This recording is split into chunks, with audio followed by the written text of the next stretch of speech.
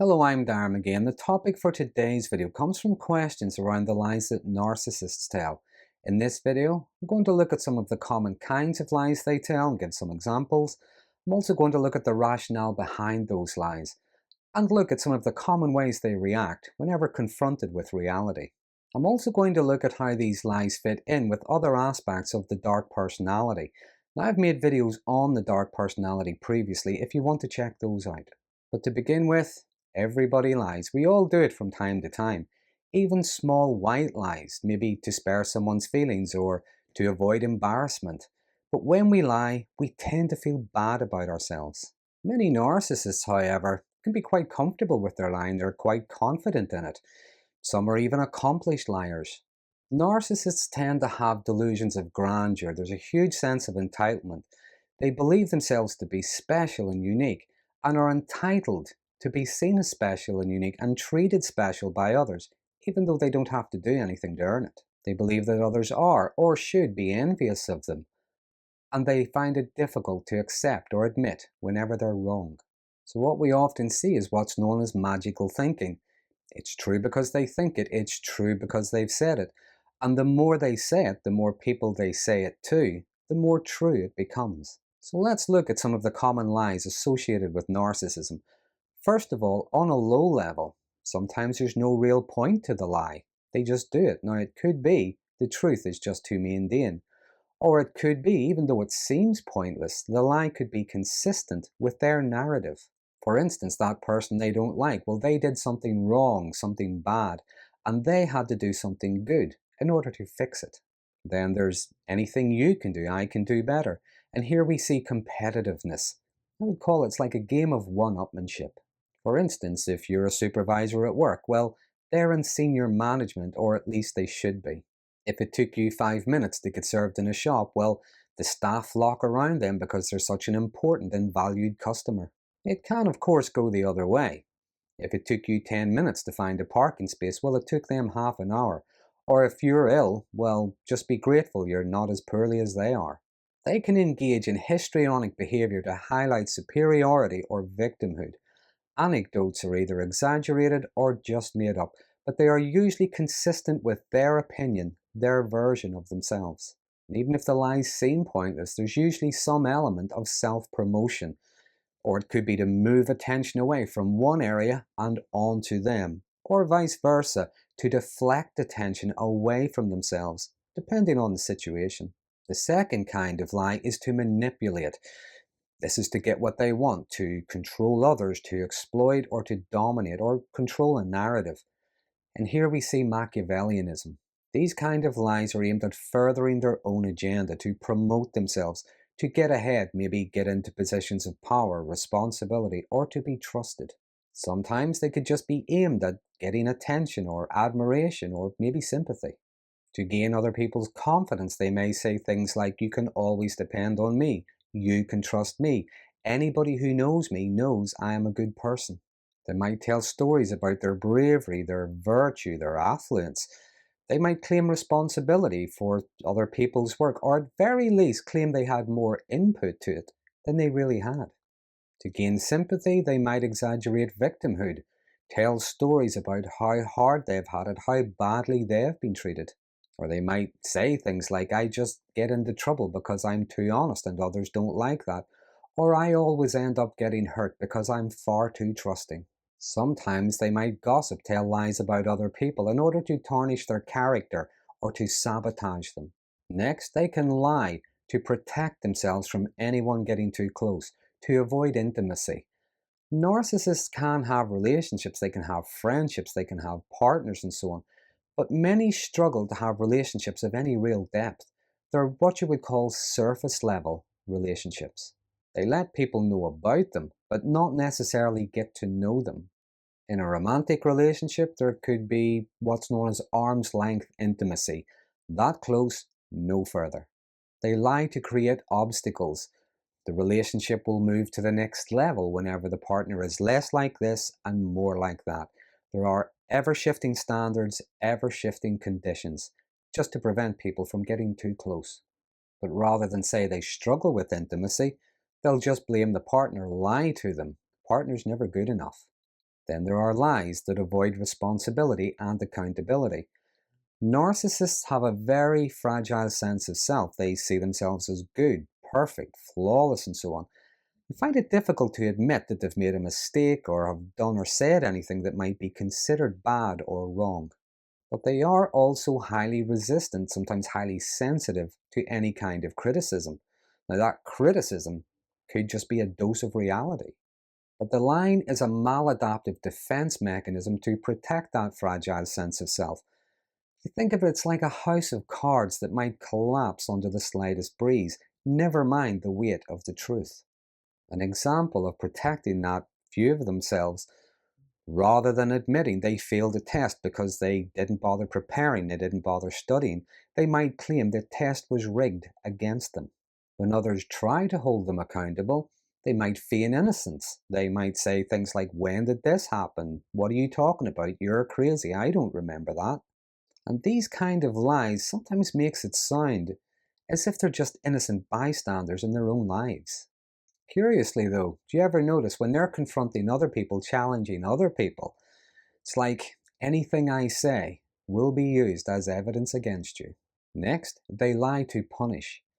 Narcissists can be quite vindictive, especially when they're emotionally wounded somehow.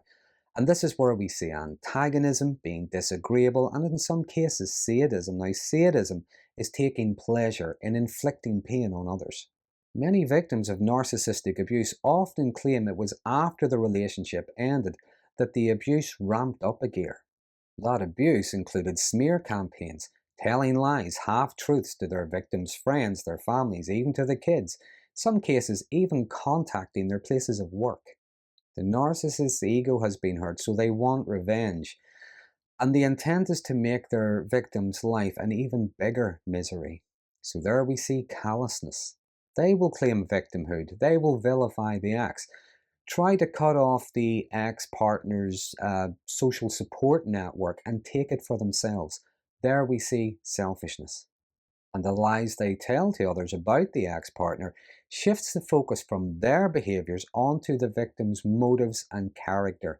It was the ex who was the narcissistic abuser, and this is what's known as projection, blaming others for the things they do themselves. Then there can be not so much lying, but more withholding information. Now, they might know something that someone really needs to know, but they say nothing. Now, it could be because there's nothing in it for them. And lacking empathy, they either don't understand or don't care why someone is struggling. It's nothing really to do with them. So here we see selfishness again. Or they might enjoy seeing someone in distress. And this would be a different kind of sadism. They're not necessarily causing it themselves, but they do nothing to alleviate it, even though they can. Now, an example of that could be someone has misled something important or something valuable, and they're searching for it frantically. The narcissist knows exactly where it is, but they say nothing. They're enjoying the distress that that person is going through. And the last kind of lie is when they lie out of desperation. Now, these lies would be more chaotic in nature, they're poorly thought out, and they're more reactive to a situation rather than thought through. And these lies could be to avoid facing the consequences of their actions. Perhaps they've been caught red-handed, to avoid having to face reality, or to avoid a narcissistic collapse. As haphazard as their lies might be, though, they would still be consistent with their version of themselves. And the more lies they tell to cover up from themselves, sometimes they just sound as if they are the unluckiest person in the world. So there are some of the common kinds of lies narcissists tell. So what about the rationale? Well, as I said earlier, they have a very weak sense of themselves. The lies prop up that sense of self. The thing is, not all of their lies are ridiculous or fantastical. Some sound quite plausible, they're even grounded in reality. But they twist that reality to suit their self-concept, to suit their beliefs, to suit their agenda. And because those lies sound quite plausible to others who don't know them, they're often fooled. At least, they're fooled at first.